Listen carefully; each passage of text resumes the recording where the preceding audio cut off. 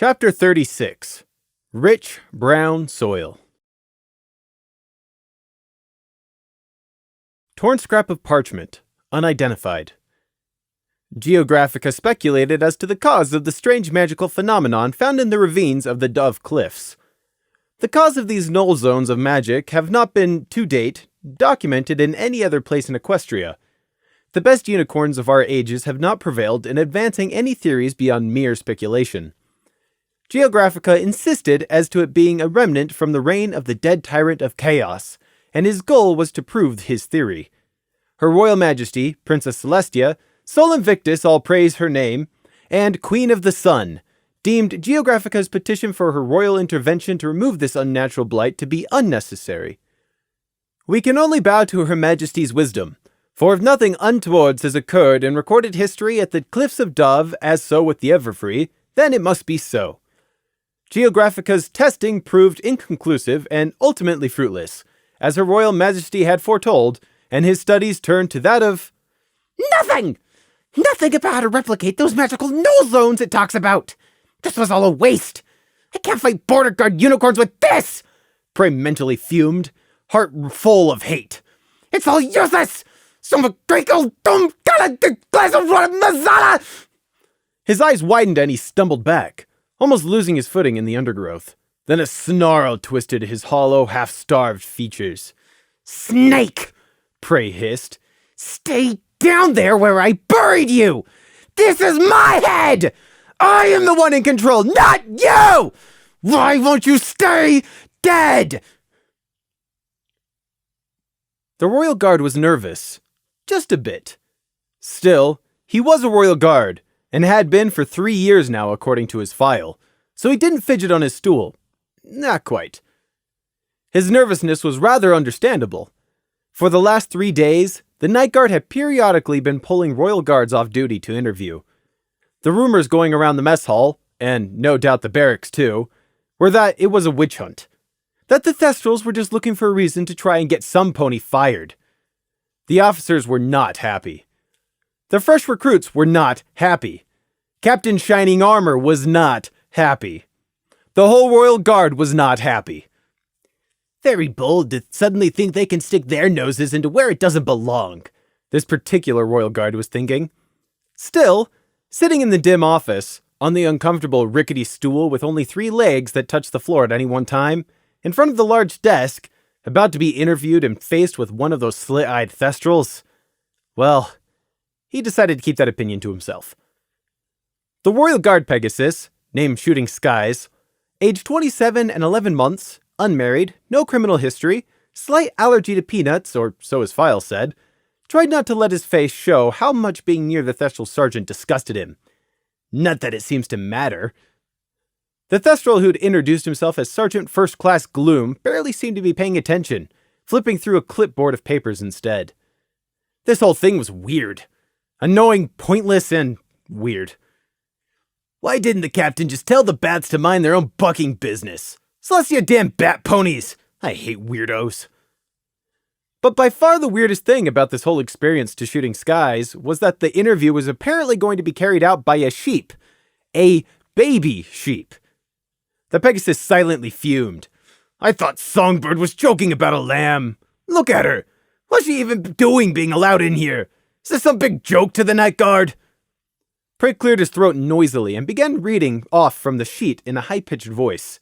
While admittedly Prey's voice was naturally pitched high, he was making an extra special effort to act the child, deliberately accentuating the big words as he read them out. It would insult and annoy Shooting Skies, while also doubly frustrating him, because there was nothing you could do to make a child read any faster. Thank you for coming here this morning / evening to partake in this interview, Prey pretended to read haltingly. Everything about this setup was designed to frustrate the Royal Guard interviewee and put him on edge. From the way the room was deliberately below the comfortable light level, to the unbalanced stool Shooting Skies was sitting on, and the dark curtains pulled across the alcove partitions. The setup included how Shooting Skies couldn't see what was in the file Prey was reading from, how Gloom didn't appear to be paying any attention, and the way Crimson was just standing behind the Pegasus, but also out of his comfortable line of sight. Are you the named individual, insert name, Shooting Skies? Prey read word for word. Shooting Skies was obviously fighting not to roll his eyes as he answered, "Yes, I am." Prey went on, not appearing to even notice his answer. Are you a faithful member of the Royal Guard and insert rank Private First Class? Yes, I am a private first class. I got promoted over a year and a half. Did you take your recruitment the oath of the Royal Guard to honor and uphold? Prey droned haltingly on, as if he could only focus on reading the questions out loud and not listen to the answers. Shooting Sky's tail was twitching something fierce. Yes, I swore the oath, same as every pony else, and I'm proud of it. Do you, insert name, Shooting Skies, uphold the oath of integrity, virtue, and forthrightness you took to this day? Of course I do. Shooting Skies almost snapped, reining himself in at the last second, reminding himself, be calm, she's just a fool. Gloom noisily turned another page on his clipboard, not paying any attention. Have you, at any point during the terms of your service, been offered bribes? Prey read. Shooting Skies scowled. Yes, it happens often when we catch criminals red-hoofed, he answered. Come on, get on with it so I can get out of here. Prey's brows furrowed over the top of the file, as if he didn't know how to proceed from there. Eventually, he just shrugged and kept going. Insert name, Shooting Skies. Do you know of any reason why you should be considered unfit both morally and or physically for your post within the Royal Guard? No reason. Am I done yet? Shooting Skies asked, hiding the scowl as he glanced back over his shoulder at where Crimson stood impassively next to the closed door. Prey just kept right on reading. Do you, insert name, Shooting Skies, go out on your nights off to a bar in Lower Canterlot called insert bar name here, Rusty Hooves and Chips? Shooting Skies did a double take. What? How Tartarus? But no one else in the room was reacting. The Lamb just kept patiently waiting for his answer while the Thestral Sergeant looked just as bored as ever. Whatever. It's hardly a secret. They could have asked any pony, or had a bat follow me. Shooting Skies thought with a shudder, but there's no crime in going to a bar. Suddenly, though, he was sitting a lot straighter on his stool. Yes, I do, he eventually answered, eyeing Gloom sidelong. Did you attend with the Royal Guard pony known as insert individual name forward planning? Yes. Shooting Skies was frowning deeply now. And while in his company, were you introduced to a stallion by the name of Aurora, who offered you money in exchange for the weekly guard patrol rota of East Canterlot Quarter on Wednesday, to which you agreed? Prey asked blithely. What? No! Do you provide this information for the last year for large cash payments and turn down promotions so you can maintain the same schedule and have access to patrol rotas?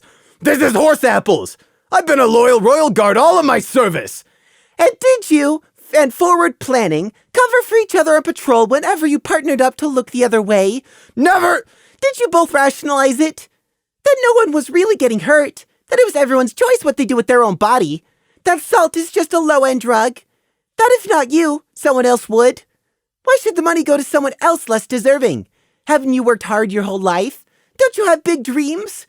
Isn't there that mare you've always intended to go back to in Cloudsdale one day to ask for her hoof? Shooting Skies leapt to his hooves, wings flaring open. Or rather, he tried to.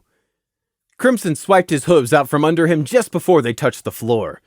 Shooting Skies had not been expecting that, and failed to catch himself before he hit the office floorboards with a surprised shout. He immediately made to leap up, but a precise hoof in the small of his back stopped him. Furious, Shooting Skies tried to roll free, but froze at the barred steel of the wing blade Crimson had extended next to his head. And when he tried turning his head the other way, Skies found that the previously insultingly inattentive sergeant was now standing in front of him, a short spear locked under one bat wing and pointing straight at his nose. Prey lowered the file he'd been pretending to read from, revealing a bright, friendly smile that clashed horribly with the mottled bruises across his jaw. Do you, insert name Shooting Skies, admit to these crimes before these witnesses? Shooting Sky's face said it all as he stared up from where Crimson had him pinned. His shock turned to fury as he looked at Gloom. He set this up. They knew. The bat was just mocking me from the very beginning. I refuse. I admit nothing. I demand to be released and taken to Captain Shining Armor. I am a royal guard and not one of you bats, he shouted. You don't have to worry about that, Gloom said curtly, speaking for the first time since greeting Shooting Skies and bidding him sit. The Royal Guard have been present for this entire interrogation. They've heard every word. The dark fabric of one of the 3 previously curtained-off alcoves suddenly seemed to be caught in a heat haze. It faded away, and in its place, 3 ponies came into focus, all wearing the gold of the Royal Guard. 2 of them were unicorns, and the other was the Pegasus 2nd Lieutenant, Cumulus Drift. One of the unicorns, the tallest, had been the one powering the illusion spell, while the other unicorn had been casting a silence bubble. The illusion-using unicorn was one of only 3 in the whole Royal Guard able to cast illusionary magic of this level. Prey had been very interested to learn that little tidbit of information, and they'd still required a second unicorn to cast the silence bubble over the 3 of them. Lemon Pink could do both at the same time, with some effort, yes, but still. Shooting Skies gaped at Lieutenant Cumulus Drift in horror. Sir, I didn't... Surely you don't believe them over me! Cumulus looked down at Shooting Skies, his jaw clenched. I don't want to, he admitted, looking coldly at Gloom. I didn't want to believe you were a traitor to the Royal Guard. But even if you haven't, I still uphold my oath. Integrity and truthfulness in all things. I will not deny the truth when it is placed before me. Cumulus Drift nodded to the 2 unicorns.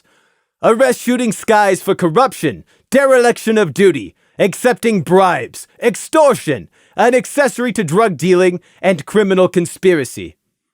Shooting Skies seemed to lose all will to fight further.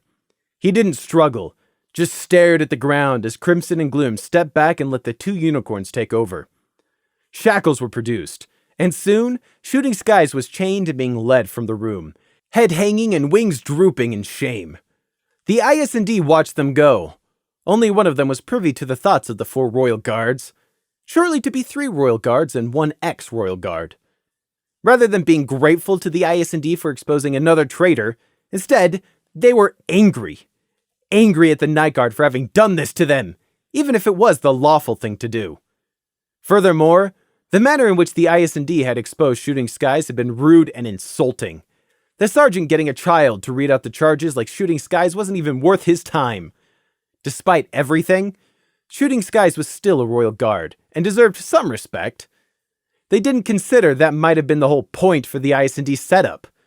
What's more, not counting his accomplice forward planning, Shooting Skies was only one of 3 other traitors exposed. The IS&D got results, but of course they didn't see it like that. Cumulus Drift turned at the door. He looked back at Gloom, eyes angry. It obviously took him effort to speak politely.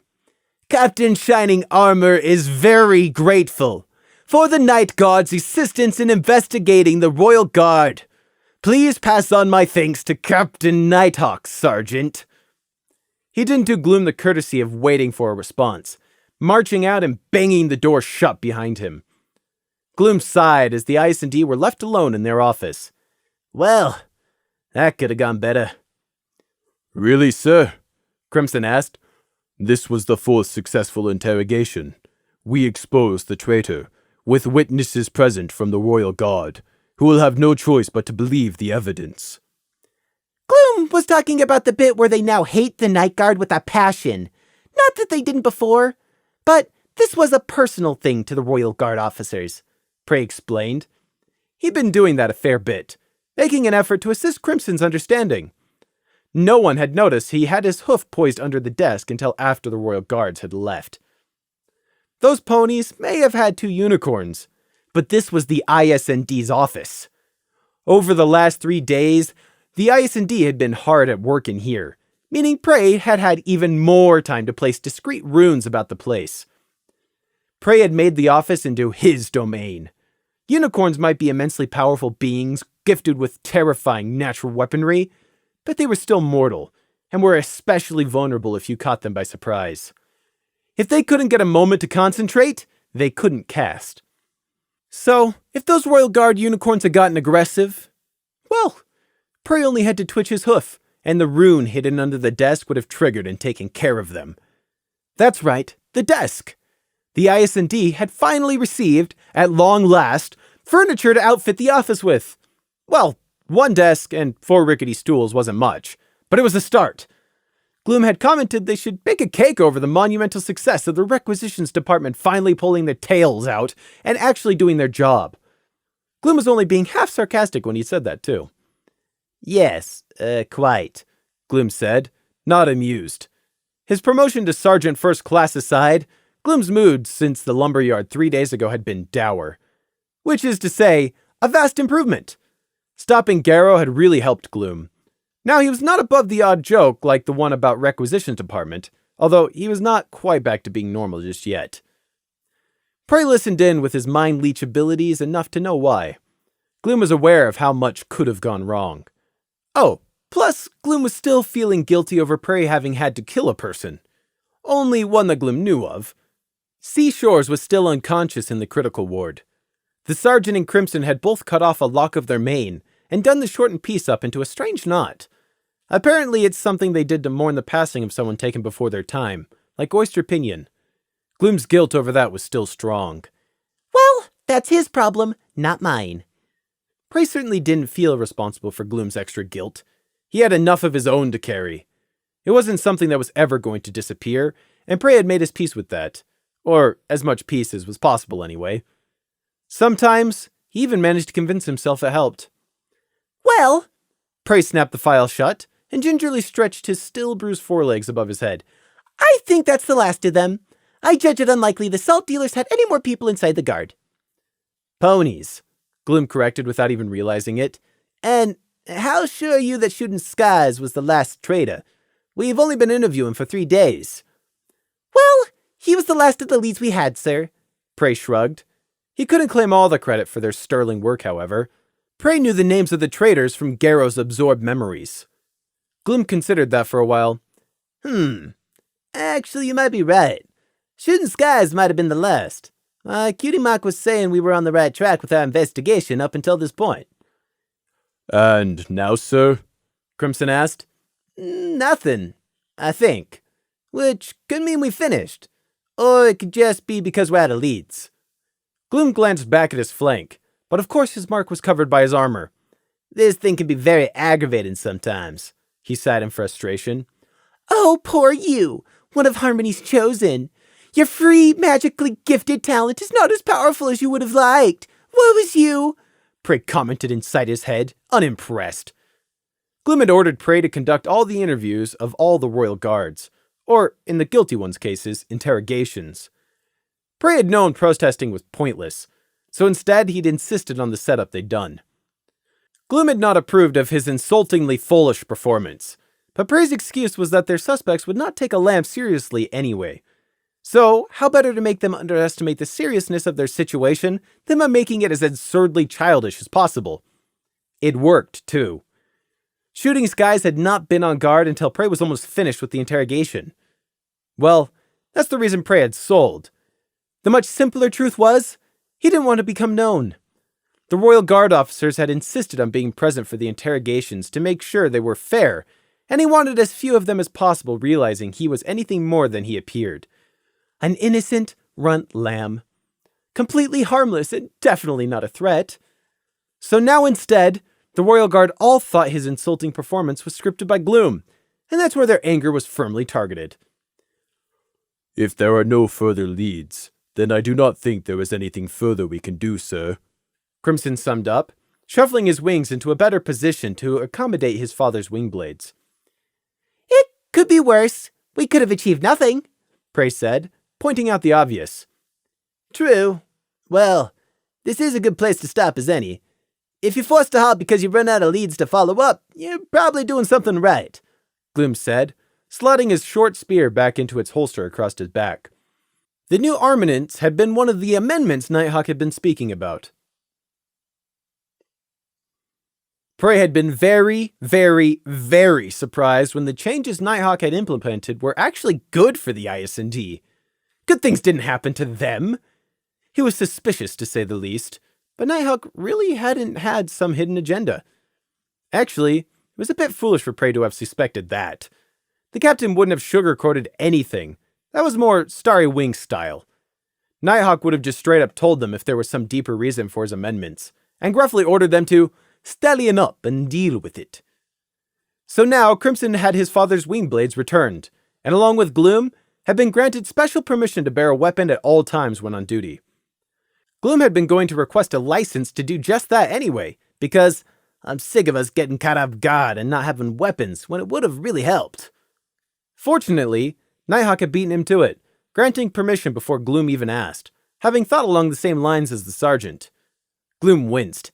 I still need to go sign all the papers for this license. Thinking about Taffy and the ever-growing mountain of paperwork, sir? Prey asked. How did you know that? Gloom asked, but without any surprise.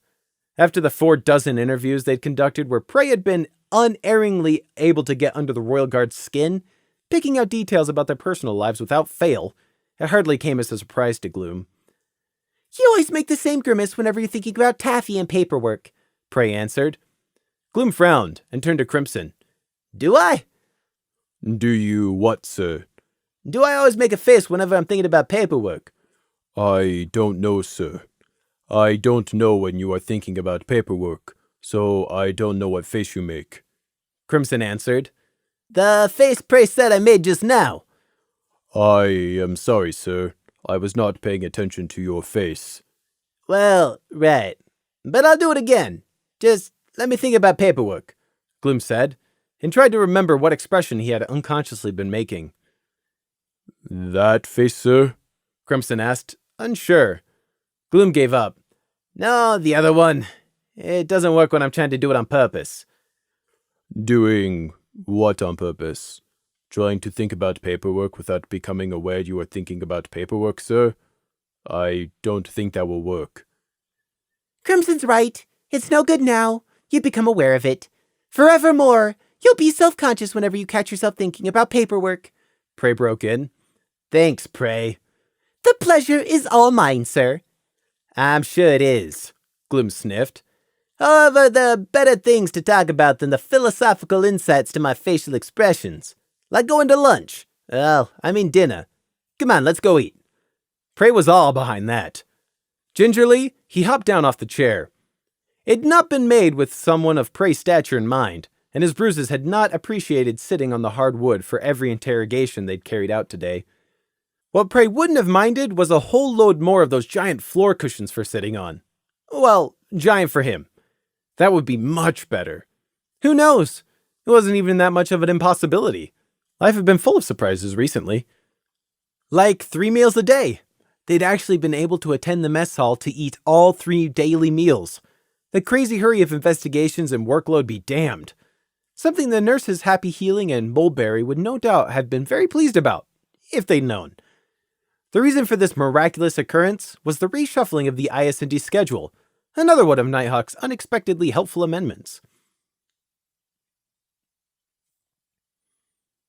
It had always been the captain's plan for the IS&D to switch from their day schedule to a night schedule, matching the rest of the Night Guard. However, there was just so much work the IS&D carried out which could only be performed during the day that it just wasn't practical. While Gloom and Crimson would have benefited the most from finally being able to work during the night like they were used to, it wasn't to be. Instead, they were compromising. Thus, the IS&D's day now consisted of half and half. They woke at 3 in the afternoon and ate breakfast, lunch for everybody else, and then worked until about 9 in the evening, eat lunch, everybody else's dinner, then worked straight through till night until 6 in the morning where they ate dinner, or an early breakfast, followed by an hour or 2 to themselves. In theory. In reality, they'd so far been kept working all the way up until said dinner, or breakfast as far as the rest of the night guards were concerned. There were just no opportunity for rest or free time. Recent successes or not, the Night Guard still was and always had been heavily understaffed and overworked. The IS&D were now the only guards in the whole palace who kept this unusual schedule, but so far it was working adequately. But really, who was Prey going to complain to if he didn't like it? Gloom? Nighthawk? Luna? But tomorrow was going to be a bit different. Tomorrow, the whole Night Guard were going to have another tea day, or training day, and then the rest of the night off. Except because everything was awkward for the IS&D, they would have the first half of their day off, and then be battered and bruised through the night for the second. Fun times to look forward to.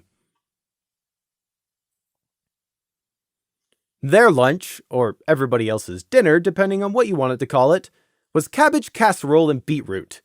It was Prey's first time eating casserole, double check for poison, but since it was prepared by Cookie, he hadn't a clue whether it was good or bad casserole. Not that it ever mattered. Food was food. All the bits in Equestria couldn't buy you free food. One point of minor note, ignoring the soggy casserole, the IS&D by unanimous decision had seated themselves right against the far wall, and deep into the Night Guard corner of the mess hall as they could get.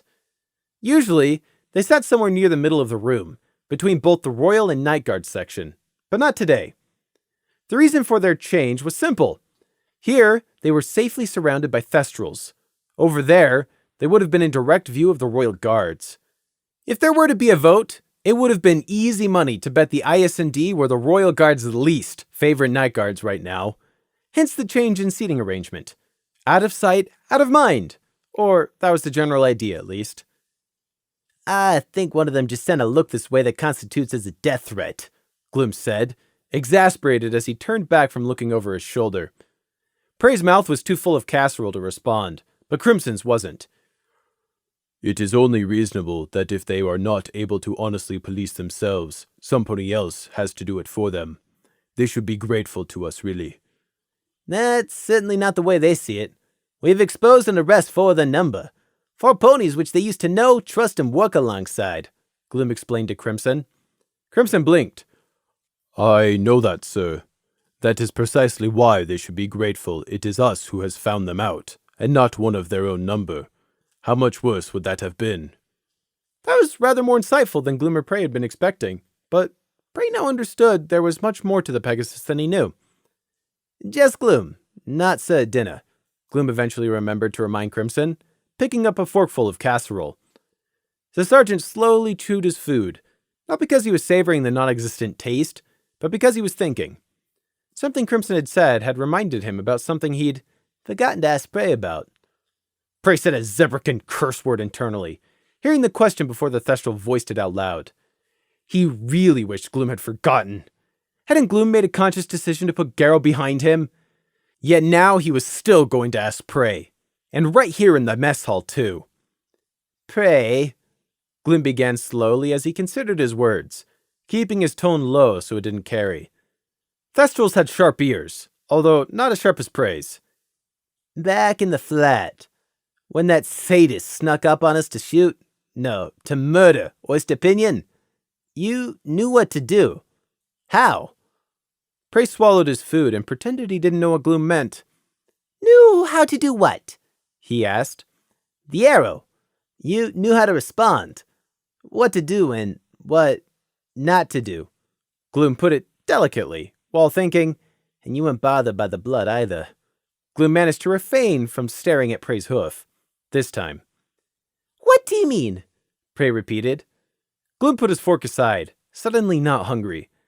You knew not to pull the arrow out, to wrap the cloth around the shaft and apply pressure. That's nothing impressive, Prey responded. It was just common sense. As long as you were panicking, anyone could have thought of it. Any pony, Gloom corrected. And that's it. It was just common sense, he asked dubiously. It felt like it was more than that. You almost seemed to have experience with it. Prey quickly thought up a believable lie about hearing from the local village storyteller in one of his tales that was how you were supposed to treat arrow wounds. He was just about to voice the lie when Crimson spoke. I did not realize that was you, Prey. I didn't see. I was chasing after the griffin with Sharp Tang. How did you know to do that? Prey hesitated, but it had been Crimson who'd asked. I was taught by a zebra. Actually, taught is the wrong word. I was told once. How are you supposed to deal with deep arrow wounds by a zebra? Prey said, telling the truth but not giving any context. A zebra? Crimson repeated in puzzlement. You have zebras living in your home village? Gloom asked in interest. Aren't they supposed to live across the continent and all be witches or something? Look who's being racist now, Prey thought, but he answered promptly. No, we don't have zebras living in my village. They just occasionally pass through. What were they like? Zebras, I mean. Prey cocked his head at Crimson. They were like people. What did you expect? Chanting, voodoo dolls, witch brews, and speaking in rhymes? Well, did they? Gloom asked. Prey stared at him for a good long while, letting Gloom realize how stupid that question had been. Yes, and just for good measure while they're at it, they sacrifice the occasional unicorn, use their hearts to brew potions to turn you into a dragon, and worship pagan gods of death. Gloom frowned. That wasn't the truth. You were lying just then, he said, pointing an accusing hoof at Prey. No, really? Gloom lowered his hoof. Ah, right, of course you were. You really needed your special talent just to tell you that? Prey asked. Very funny, Prey. And no, but it works often on a schedule only it knows. Like just now. Gloom scowled at his own flank. Temperamental thing. Prey made a show of rolling his eyes and returned to gobbling down the last of his beetroot casserole. Gloom and Crimson had both been successfully answered and distracted respectively, without raising further suspicions. Avoiding giving definite answers was the easiest way around Gloom's special talent, Prey had found. He was grateful that, in all the confusion and hard work of the last 3 days, Gloom had forgotten to ask Prey the other question he'd been meaning to. Specifically, after the lumberyard, Gloom had resolutely decided to sit down with Prey and demand an explanation for why the lamb wouldn't let anyone touch him. But for now, at least, Gloom had forgotten. That was not a confrontation Prey had been looking forward to. After they'd finished lunch in the mess hall, they returned to the IS&D office, now complete with limited furniture and unlimited promises for more, to continue their work, meaning paperwork. They ignored the glares thrown at their backs from the royal guards as they exited. Well, 2 of their backs. Prey was a bit too short for that. And Gloom always wonders why I don't want anyone noticing me. But now, I'm the only one of us who doesn't have to worry about a vengeful dagger in the back. Prey thought. He would still need to watch out for that, though. He owed Crimson, and as long as it didn't involve risking his own life, he would try to return the favor and keep Crimson safe. Finally leave the angry Timberwolf den behind, Gloom thought as they left, glad to be out from under all those hostile glares. Not that the IS&D would have carried out their spy hunt any differently if they had to do it all over again. Crimson put it exactly. If they can't police themselves, we'll do it for them. Right. We need to go report our daily findings to Lieutenant Screech. Gloom double-checked to make sure no one was close enough to overhear. He wants the names of the traitors to ensure they don't get let off lightly. Crimson's wing twitched. Off lightly, sir? They will be all going straight to prison, will they not? Most certainly. But there are other ways they could be let off lightly. No mark added to the records, early parole, identity kept anonymous, that sort of thing. The lieutenant will attend the trials himself, representing the Night Guard to make sure that doesn't happen, Gloom explained. From Prey's knowledge, in Thestral society, which placed so much value on honor, publicly shaming someone was often seen as the most effective punishment. Will Lieutenant Screech even be allowed into the trial? I thought the Royal and Night Guard had no jurisdiction in each other's internal matters, such as disciplinary hearings, Prey said. Well, that's true, Gloom admitted as they turned up the corridor and passed a gold-plated mural of the Sun Queen. But since it was the Night Guard, us, who were tasked with rooting out the spies, the case proceedings are also partly under the Night Guard's authority. Princess Luna ordered us to investigate, and her authority is the same as Princess Celestia's in both the Night and Royal Guards. It's a little complicated. This does have the potential to be the start of a huge rift between the 2 units. Hope it doesn't escalate to that. Surely Her Majesty would not allow these traitors to get off lightly either, sir, Crimson asked as they came to Screech's office door. Princess Celestia? Gloom double-checked. There were 2 alicorns who Crimson could be referring to as Her Majesty, after all. Yes, I mean Princess Celestia. Then no, of course she wouldn't. She's the same as Princess Luna. She'll always do what is for the best, Gloom said confidently as he raised his hoof and knocked. Do what is best for ponies, maybe, but only ever for her ponies, and only if it aligns with her plans. And the unicorn's need also trump the other two tribes at that, Prey thought, as the voice of Screech called from inside. Enter! They gave the names of the ponies they'd caught to Screech, who was just starting his day, night, and reported how they also suspected those were likely to be the last of the names, too. Not all the royal guards they'd uncovered had been working for criminals. Some had simply been pinching things from the palace on the sly, and one had been spying for a noble, but those wouldn't be arrested, just disciplined. As a side note, that noble would surely be receiving a surprise and very unwelcome visit from the guard. Royal or knight hadn't been decided yet, but that wasn't that important to the IS&D. They had already done their job. Screech had given them a nod, the Thestral version of hearty congratulations, and asked Gloom if there was anything else he wanted to speak about. His tone conveyed that what he was actually offering was to speak with Gloom alone if the sergeant wanted it. About the after effects of the lumberyard. Gloom had assured him it wasn't necessary. There's nothing further I had to report, he'd said. No signs of a breakdown from Prey yet. I shall continue to watch, is what Gloom had really meant. Just because they'd solved the case, stopping the murderous Griffin, and brought some justice didn't mean everything was now fine. People had died. Gloom still thought of rats in the cellar in moments of distraction. Corporal Humming really wasn't going to fly again. Seashores was still in critical condition. Everything has a price, including winning, and part of the price was a few more mental scars to go around. Screech dismissed them with a wave of his leathery wing and a "Luna watch over you" in farewell. The IS&D had been happy to leave Screech with the problem of attending the upcoming Royal Guard disciplinary hearings and ensuring Luna's justice was done. The thankless task was better on him than it was on them. And without starting a fight, I don't know how the captain puts up with the pompous gold idiots, Prey heard as Gloom shut the door behind them, and they left to continue with the second half of their day now that the night had fallen. Which, invariably, meant paperwork and filling out reports in duplicate, sometimes triplicate. Now there was a true thankless task. As per their new schedule, it was early morning, with the sun just starting to rise when they finally finished up in the office. Not finished with all the paperwork, not even close. Merely finished for the night, which was now becoming day. Gloom was rather disheartened by the stacks of paper which would still be awaiting them come this afternoon when they awoke. It's just plain depressing.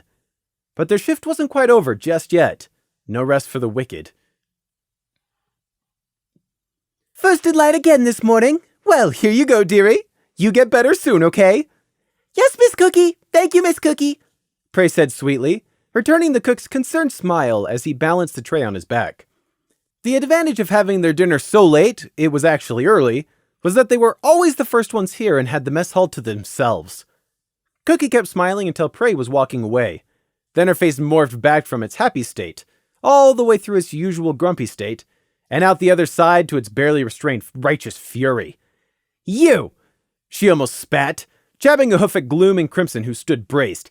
You are a pair of no good, unscrupulous, unkind, rotten scallywags! Don't you dare bring any fool so bruised in here again if you know what's good for you!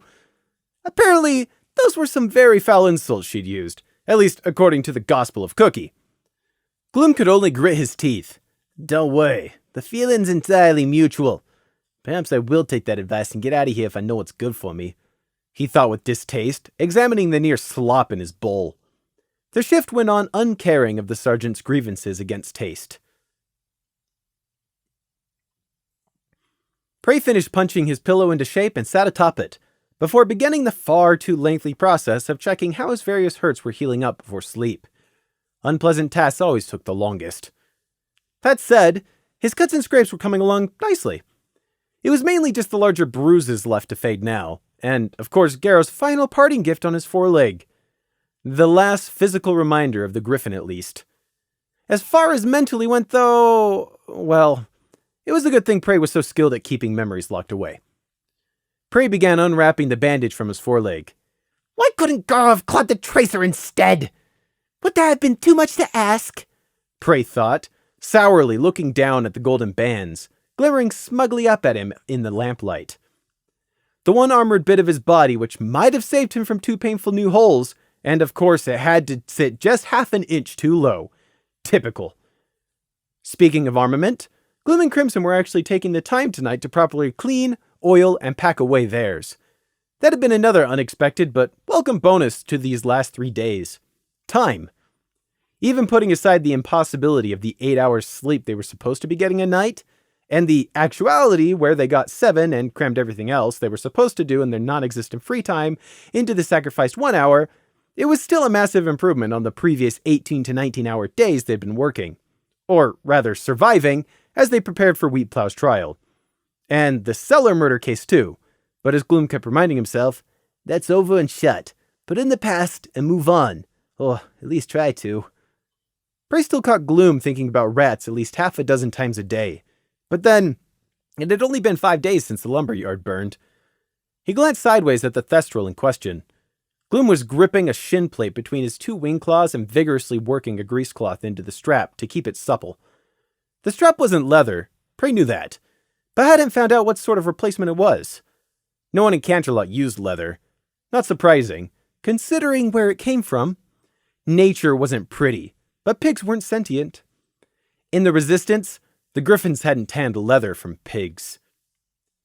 Prey gave his head a half shake, before dipping it to untie the ribbon from behind his ear. Gloom and Crimson didn't even comment on it anymore. Good. Prey would wear this ribbon whenever he felt like it. They could keep their opinions to themselves. Well, unless it was Crimson. Then Prey would listen. The Red Pegasus in question was, surprise, surprise, practicing his kata, running through the mock strikes and kicks. As always, it was like watching a dance. A dance capable of defeating 3 armed opponents at the same time while being unarmed himself, Prey thought, thinking back to the 3 Pegasi Garrow had sent to fight Crimson. And Crimson had defeated all 3 of them without killing any of them. Killing someone was much easier than subduing them. Prey had always thought martial arts were a bad joke. All those fancy strikes and flips, completely worthless.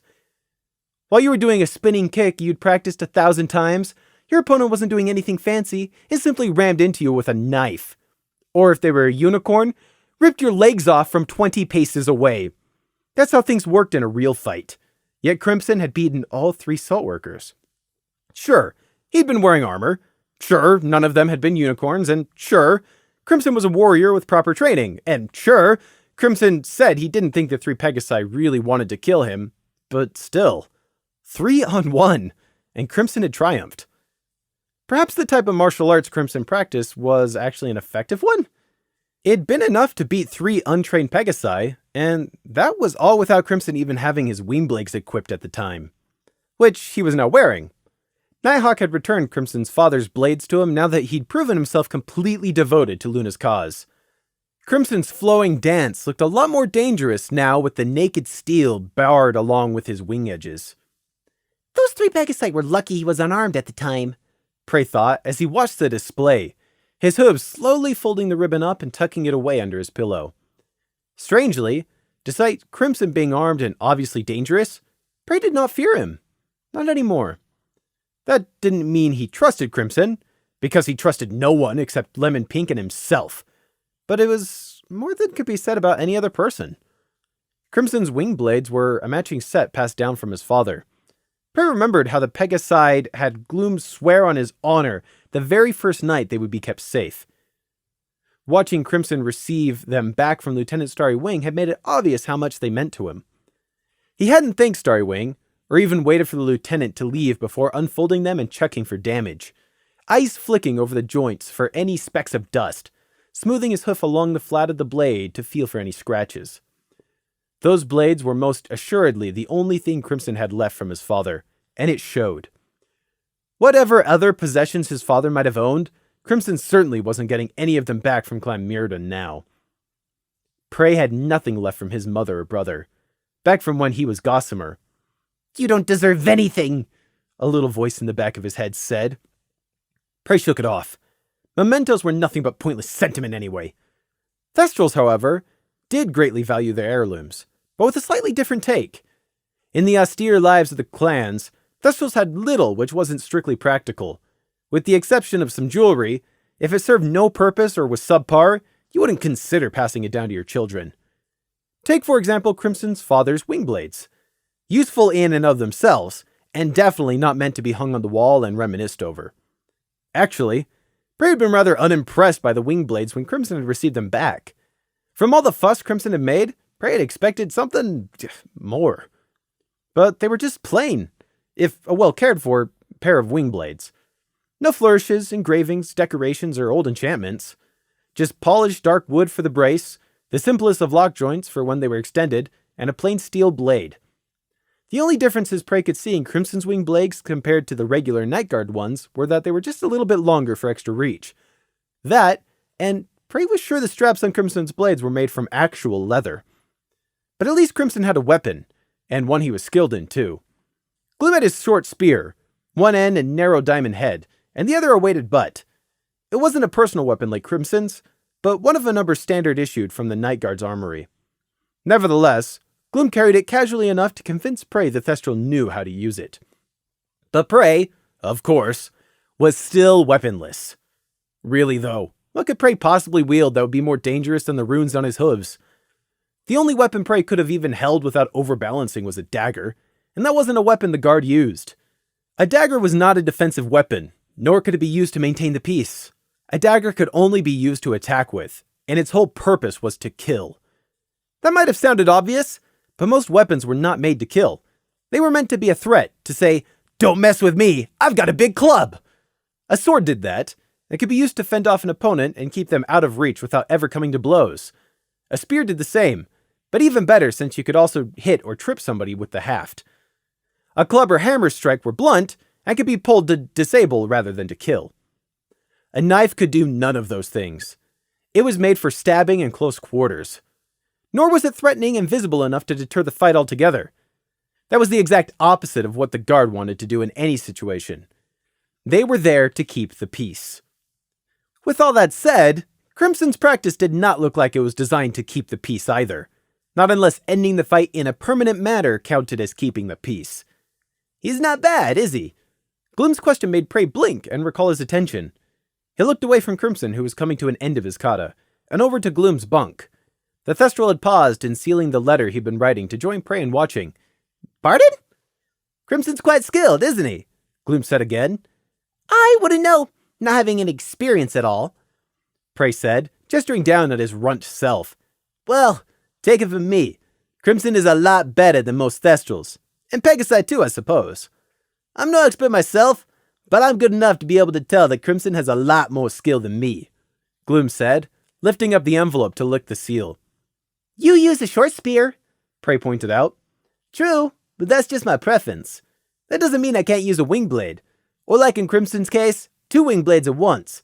So I do know what I'm talking about. Ugh, he added, making a face. That tastes awful. Prey shrugged noncommittally, but he wasn't disagreeing. Lifting up the blanket, he climbed under and curled up, tucking his ears out of the way ready for sleep. He sent another glance towards the Pegasus they were talking about. Crimson was now tending to his blood fern. The plant was slowly growing, and had begun to sprout the red russet fawns it was named for. It was a good thing Crimson could just use that disguised Thestral clan blood wine, or else he'd have to open a cut every time his fern needed watering. Prey gave a mild snort and rolled over while Gloom wound the brass alarm clock. Neither the sergeant or Crimson would openly drink their 2 cups of blood a week in front of Prey, despite him now knowing exactly what it was they were doing when they went off at dinner. In fact, him knowing seemed to be the very reason they did so. How pointless. Oh well, he'd keep an eye on Crimson's blood fern to make sure it stayed healthy. He was Crimson's, so Prey would help. He owed Crimson. Prey got comfortable and closed his eyes. Prey opened his eyes. It was about 8 in the morning by the light coming from under the drawn curtain, or, in other words, only 2 hours into their sleep schedule. Prey got up and crept over to the door. He stuck the rolled-up note under it for Lemon Pink and went back to bed. It was truly a wonder of natural psychology how quickly someone could return to normalcy after a near-death experience. To all appearances, at any rate. Life ticked on uncaring of individual trials and experiences. Ditches still needed digging, the fields still needed weeding, the rubbish still needed to be taken out. You could pass an empty stand on the street and never know the newspaper seller's family had all died in a freak accident yesterday, and not realize how he was now left to face life all alone. You never knew what the masks people wore every day might hide. They got up in the morning and got on with life. Or they didn't. Those were the only two options, and you might never realize until someone took the second and it was too late.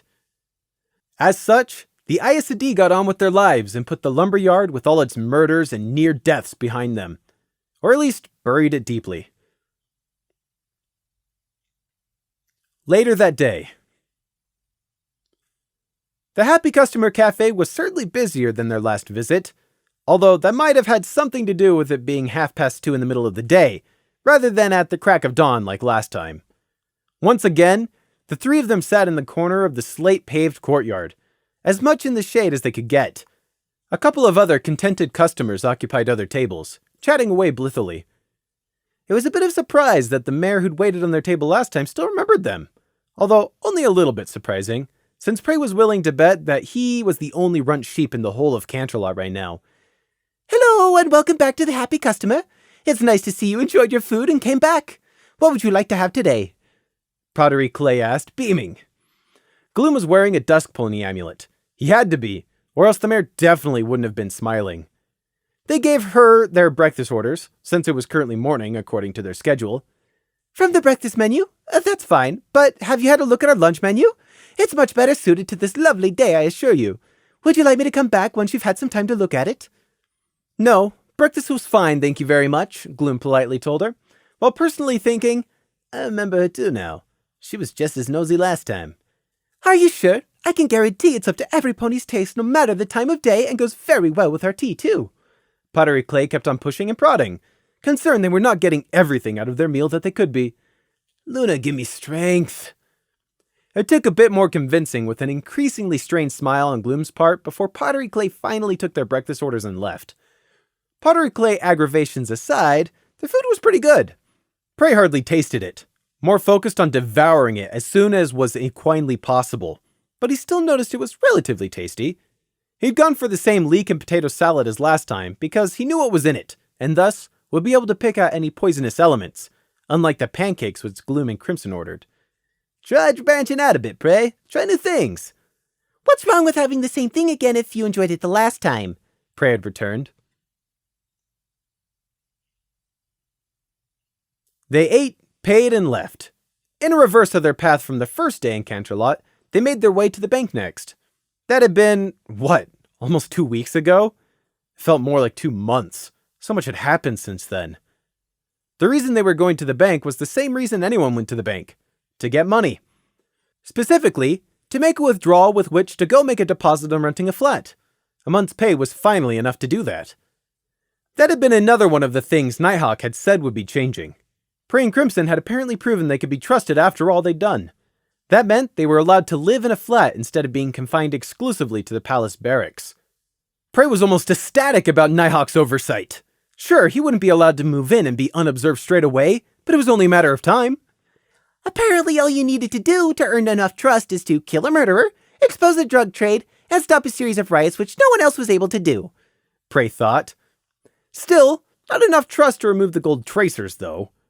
On a side note, the month's pay they withdrew from the bank would have been enough for Gossamer to live off of for 2 years back in Rushweed. Crimson's normally almost silent hooffalls clumped up the apartment block stairs. They'd made a detour on their way back from the bank via the blacksmithy street. There, they'd finally picked up those cloud steel horseshoes Crimson had ordered on their first day off.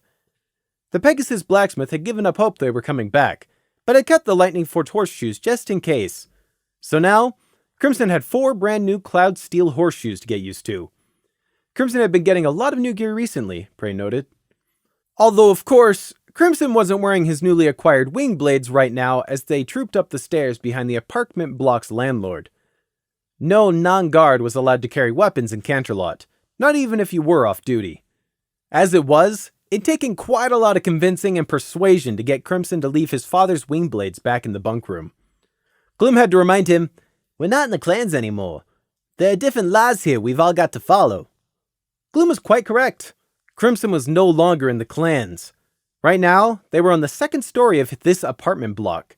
The staircase was a balcony style, with open air flowing in and with a glimpse of Canterlot Palace visible as they ascended. Normally, being this close to the palace would have meant they were in Upper Canterlot, and the pricing of such flats would have been obscene. Apparently, though, this housing estate had been commissioned especially on Celestia's orders to provide rented accommodation for the myriad of staff who kept her palace running. Since they technically counted as staff, they were able to get a viewing of the flats and priority on renting, along with a reduction in price. However, that didn't mean they were getting 5 stars at a discount just because the housing estate was in Upper Canterlot. Not in the slightest. The apartments had been built with space saving and basic functionality as the bywords, and most of the flats were already taken. The landlord of this apartment block, a brown unicorn speckled with yellow, kept up a constant stream of chatter promoting the flats as he showed them around. Cozy Holding, the landlord, had been a bit surprised at Pegasi looking for non-cloud homes, but it wasn't completely unusual. Plenty of Pegasi lived in Canterlot City, and not above it. "Always gotten good reviews, and there's a lot of good features no matter what flat style you decide fits you best. We guarantee all the flats for any damage not caused by negligence, but that's never happened anyway. I am of course around most all hours of the day if there's anything you need answered." Cozy Holdings nattered on. He had a pleasant voice, a likable manner, and a ready smile, and a business pony's attitude. Essentially, he thought the IS&D would be an easy sell, and he had some spare rooms that no one else wanted. Rooms going to waste with no income may as well be a hole in my pocket. Suffice to say, Prey hated the stallion. And no, not just because Cozy Holding was a unicorn. Hopefully, when they rented out these flats, he would just take their money and get lost. Prey wasn't too sure what to expect from a flat or apartment. "And here we are," Cozy Holdings said, enthusiastically waving towards the door at the end of the landing. "2 flats near together, as you requested. Not too high up or too low down the block, and nicely situated at the end here. You won't get ponies walking past you at all hours of the night or any back guards." That he was talking to a back guard under an illusion went completely undetected by the stallion, which was another reason for Prey's complete disdain of Cozy Holding. The stallion was a unicorn. He should be able to tell when something was magically amiss. Arrogant. To dismiss Gloom as a threat. Or maybe he's just greedy, Prey thought. Although perhaps Cozy Holding had a good reason for his arrogance. He was a unicorn after all, so maybe he was confident he could hold his own. Gloom's brow furrowed slightly in puzzlement.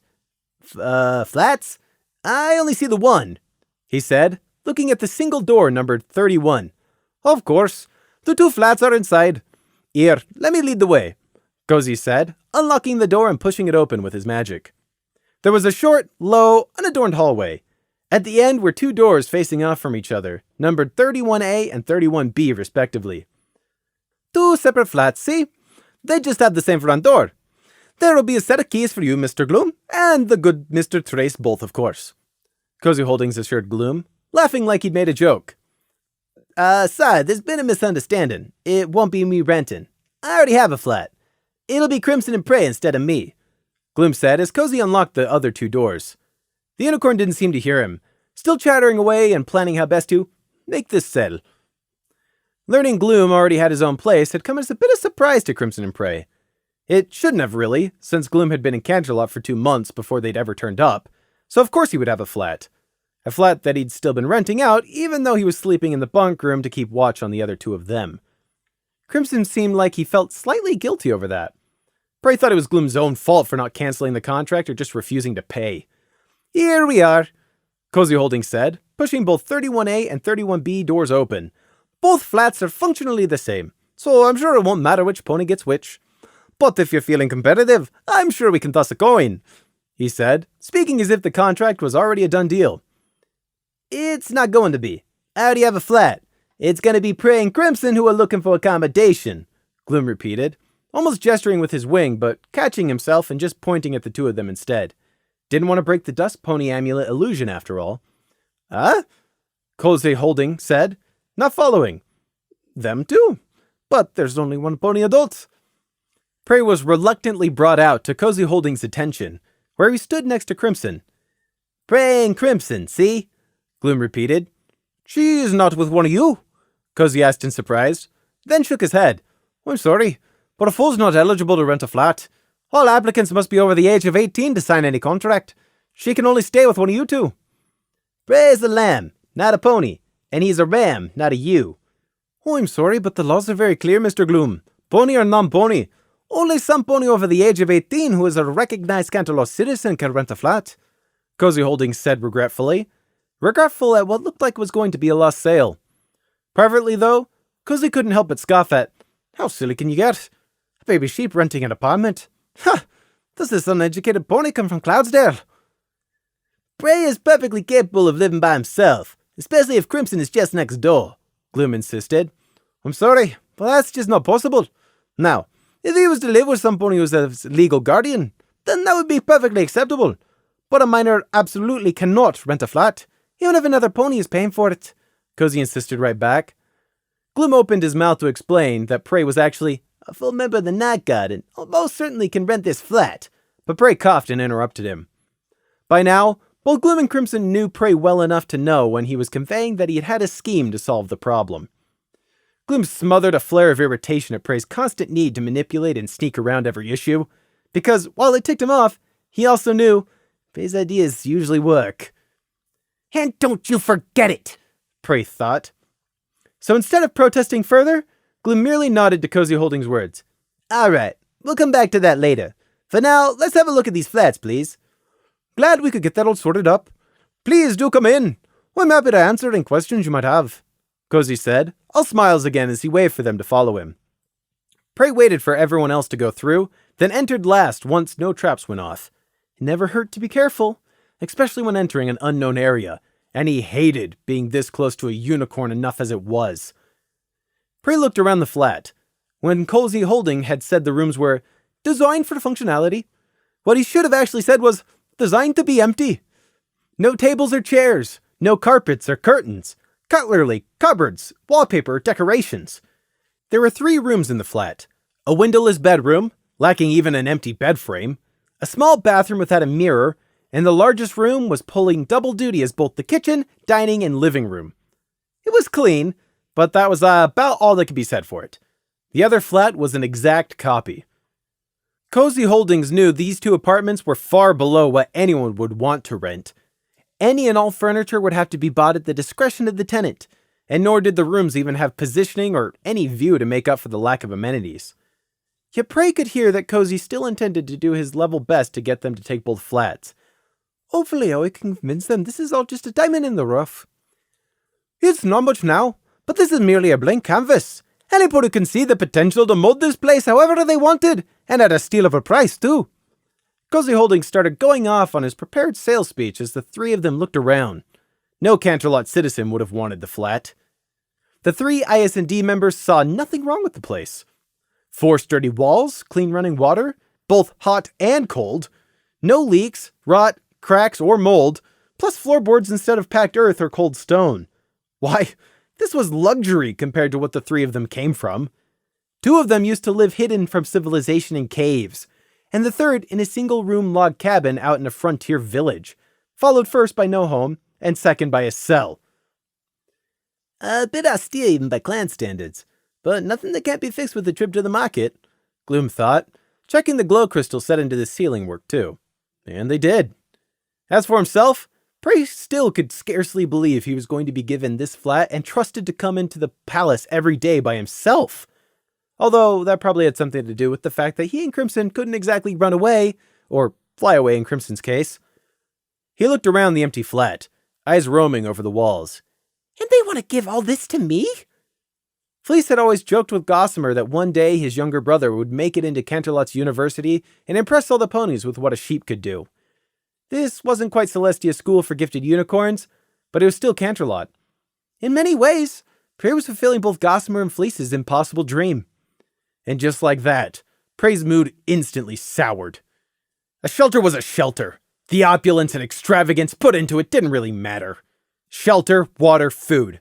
That's all that was needed to survive. This flat was not and never would be a home to him. Because he could never forget all those who'd been killed by Celestia for trying to reach the goal of living the same life her privilege chose and enjoyed. So, what do you think? Not bad, eh? Cozy Holdings said, finally coming to the end of his sales pitch. He looked expectantly at Gloom. Gloom hadn't particularly liked the stallion's attitude so far, but Cozy Holdings had done nothing offensive, so Gloom merely nodded politely. We will discuss it. Oh, of course. Take all the time you need. However, if some pony comes along in the meantime, I mean no offense, but it's first come and first serve. Cozy said, smiling easily, as if he wasn't pushing to close the deal and wasn't in any sort of hurry. None of the IS&D bought his act, and Cozy Holdings' ears started to splay back as his smile slipped under their blank looks. If you would give us a moment, we will discuss it, Gloom repeated. Oh, of course, take your time, Cozy said. I'll be just outside if you need anything. Just holler. Once the unicorn had left, Gloom looked to them. Well? Prey shrugged. I see no problems with this place that won't be present elsewhere, too. But do you want to live here? Gloom pressed. No, but it makes a little difference. It's close to the palace and it's cheap. I think Crimson and I should stay here. Prey said. You do? Gloom asked at the same time as Crimson asked. We should? What's your reasoning? It's convenient, and I know you do want to stay here, Crimson, Prey answered. Just because it's convenient doesn't mean you have to take it. You could stay somewhere else. There's lots of other flats in this housing estate, with more in 'em, Gloom said, gesturing around at the empty walls. While there was nothing wrong with this per se, he wasn't going to force Crimson and Prey to live here if they didn't want to. Crimson wants to stay here, and I don't care where we stay. Therefore, it seems fine, Prey said. How did you know I wanted to stay here? Crimson asked. Because of the open balcony. You can launch off and fly to the palace in the morning. I saw you eyeing it, Prey answered. Oh, well, you are correct. Crimson paused. I would offer to carry you when I fly in, but I do not think you would accept. Prey smiled brightly. You're correct. I wouldn't. Gloom looked in mild surprise between Crimson and Prey. So, you don't mind staying here because Crimson would like to stay here? He stated. It makes no difference to me where we stay, so yes, Prey said. How about getting into work by yourself every day? Will that be fine? I'm not a child. All right, I'm not some other child. I think I can manage the 10-minute walk to Canterlot Palace without getting lost. Gloom turned to Crimson. You happy to stay here? He double-checked. Oh, as happy as you get. If Prey is fine with the arrangement, I do not mind living in this flat opposite him. Crimson nodded. Good enough.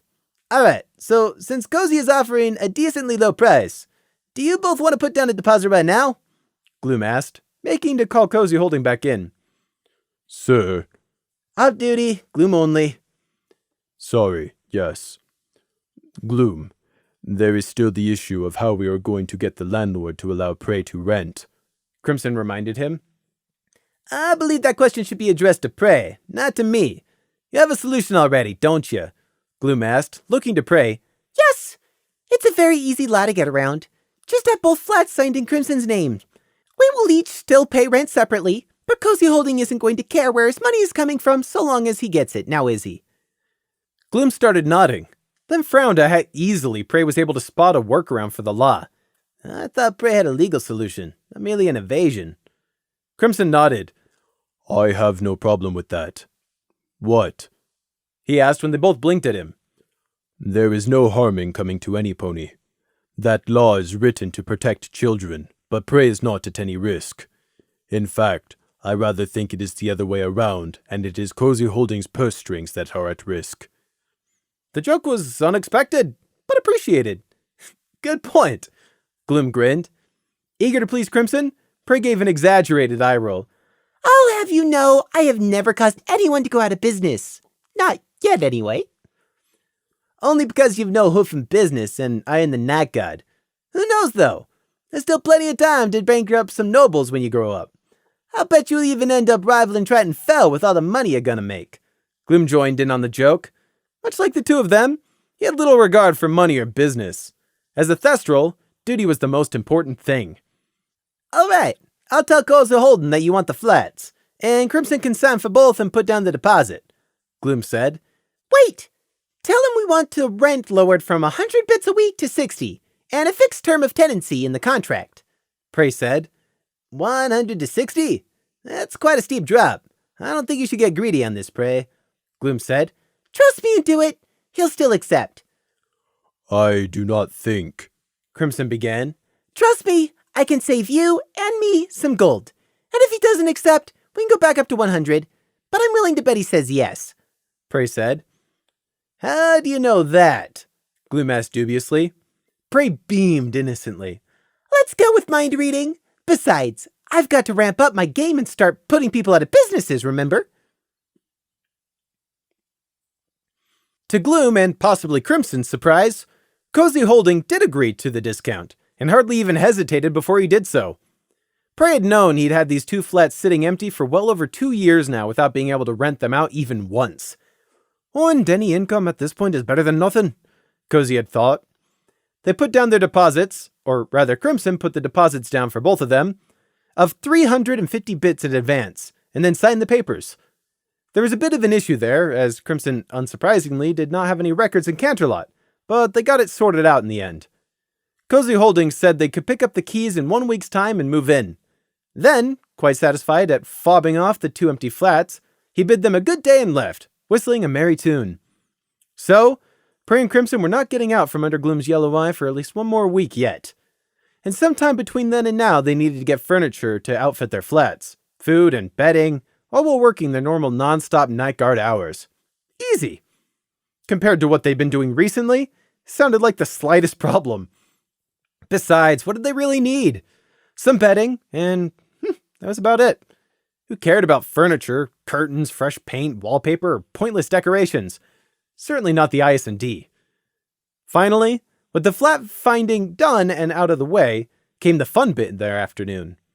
Going back to the lower Counterlot Market District and going their separate ways for 2 whole, glorious, wonderfully free hours. And all we had to do in exchange for these 2 hours was topple a drugs trade, kill a murderer, and expose a corrupted major political leader. Prey thought, looking out at the crowds milling around the garishly bright stores as Gloom and Crimson flew away. His observation wasn't even sarcastic. All right, maybe a little bit, but Prey seriously meant it too. He was a prisoner of Luna. Good behavior was rewarded, but it was only that. A reward for staying in line, for following orders, for not tugging on his leash. There is a price for everything, and this was the price Luna had charged him for these 2 hours in the middle of the richest and most widely acclaimed city in Equestria. A fair price? No, but life isn't fair, so Prey would take what he could get. Well, he'd better make the most of the free time he'd bought then, hadn't he? With that in mind, Prey started heading towards a certain sweet shop he remembered from last time, slipping around the edges of oblivious pony crowds, hurrying past open junctions, and just generally avoiding attention. Prey thought he would try something different than the labyrinth sherbets this time. There had been a great variety of multicolored jars of sweets that he was looking forward to trying, once he checked they weren't poisoned, of course. Although Prey knew Gloom still had a lot of doubts about leaving him unattended, the Sergeant and Crimson had still left him, being desperate to stretch their wings. Prey knew they both always felt confined to the ground, and that it grated on them badly. Before, Prey hadn't cared how they felt in the slightest, but now he did care, or about how one of them specifically. Crimson. He owed Crimson, which was why he'd pushed for them to take those 2 flats with the open balcony. Today was turning out to be not such a bad day after all. A good day it was, because after getting a paper bag filled with a mix of peppermints and sugar rose petals, Prey walked down an alleyway, took a left, and met up with Lemon Pink in disguise. You got my note? Yes, Prey. Good. You have confirmed the place is safe and unobserved? Yes, Prey. Then lead the way. Yes, Prey. Oh! Prey asked as they set off through the alleys, following the mentally mapped back ways to avoid any attention. How much of Garrow's caches were you able to recover before the night guard could get to them all? Lemon Pink turned her head as she answered. She was wearing that ridiculous sun hat again over her abnormally sharp horn, and her coat was glamored to appear buttercup yellow. 2 of them. The cache in the buried safe had already been retrieved by the night guard when I arrived. 2 out of 3. Not bad. I didn't expect to get any when I decided to wait. Carol didn't have any clear memories about how much he hid in there. How much did you successfully recover? Both stashes totaled together came to 114,896 bits. I have moved it all to the attic in the flat I am occupying. I have spelled it to avoid detection. The magic will last 3 more days before it needs renewing. Not bad, Prey commented as he thought over the numbers. A private in the Night Guard earned yearly about 700 bits. A small house in Lower Canterlot cost about 15,000 bits, or 2 years' wages. Alternatively, for that same money, you could buy a large house with 10 acres of land anywhere outside of Canterlot. And now Prey had 114,896 of it. Whomever said crime doesn't pay obviously never had been any good at it. To Prey, though, it was just a means to an end. He wasn't suddenly rich, although it might look that way. Personally, Prey would never even touch the gold, because he wasn't stupid. He knew he was closely watched by Gloom the Night Guard. All of what he earned was recorded. Even if he wanted to buy solid gold horseshoes, which he didn't, it would be a bit hard to explain where they came from if anyone asked. As such, Prey's personal expenditure would only ever come out from the wages paid to him by the Night Guard. However, that was Prey. Lemon Pink, on the other hoof, could spend as much of the pillaged gold as she wanted, and Lemon only wanted what Prey wanted. So as Prey walked beside his tool, he did some mental arithmetic to see where to assign the bits he'd suddenly come into possession of. 10,000 bits short term to your idea of hiring spies to keep an eye on my various people objectives. Provided you deem them trustworthy, Prey began listing off. Set 10,000 aside to go into bribes and incentives for getting a hold of dark magic texts in the future. Start looking to use about 22,000 to lay the groundwork for items 12 to 17 on the list. 3,000 goes to item 10.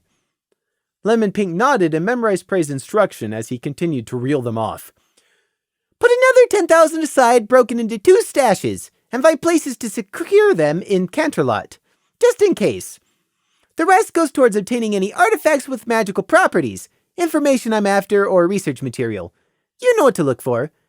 The rest of the gold is to be spent or saved as you see fit once we're finished today. Yes, Prey, Lemon Pink acknowledged. And just like that, Prey had already assigned away the massive hoard of gold he had come into possession of without second thought. Gold was just bits of metal. It did nothing useful until you spent it. Holding on to it achieved nothing. Well, it had been a bit inaccurate to say that Prey would spend none of the gold. Things without fixed value or were unidentifiable and couldn't be tracked by the Night Guard were still on the table. So, that was where they were going right now, after all, to spend some of the blood money he'd just obtained.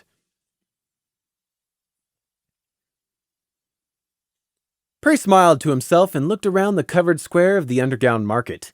This is perfect. Or as close as you can find in Canterlot, he thought. The term underground market might conjure up the wrong image when spoken. There was no organ trafficking or dark rituals or shadowy assassins for hire here. This was Canterlot, the capital of pony kind.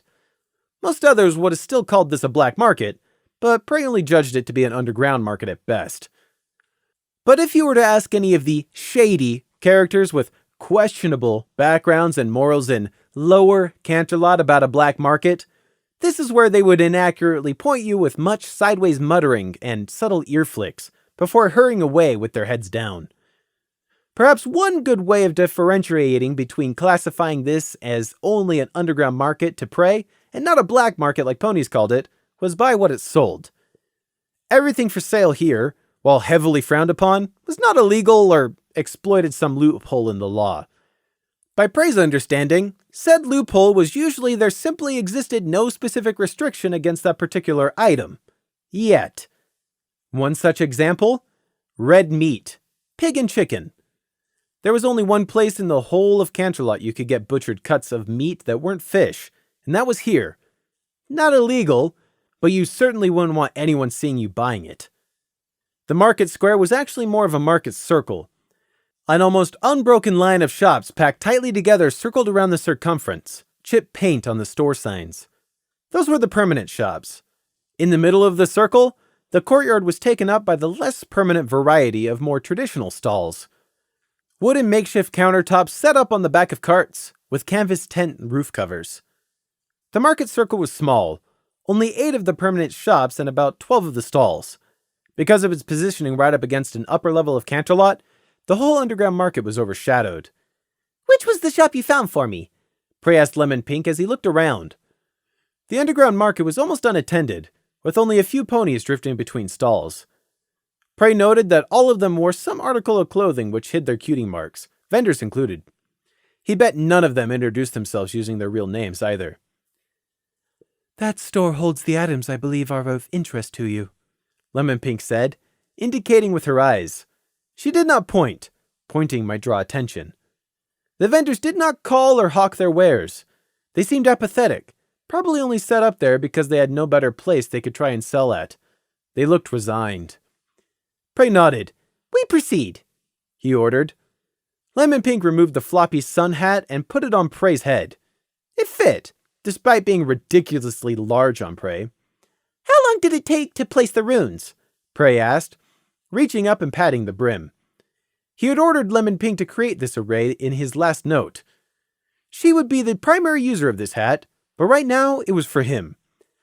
9 hours, 50 minutes, no breaks, Lemon answered.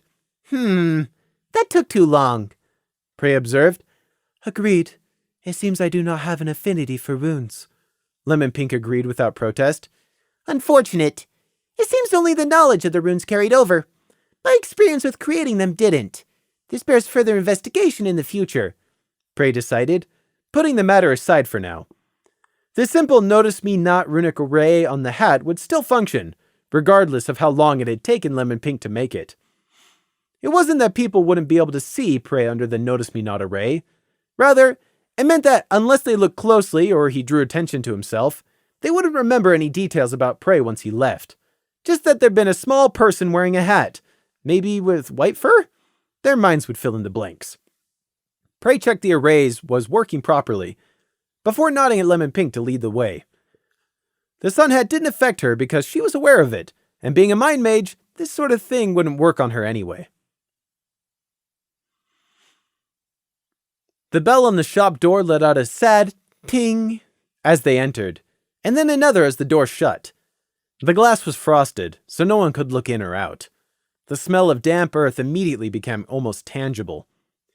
In defiance to what you'd expect from somewhere in a disputable place like this, the interior of the shop was actually well lit.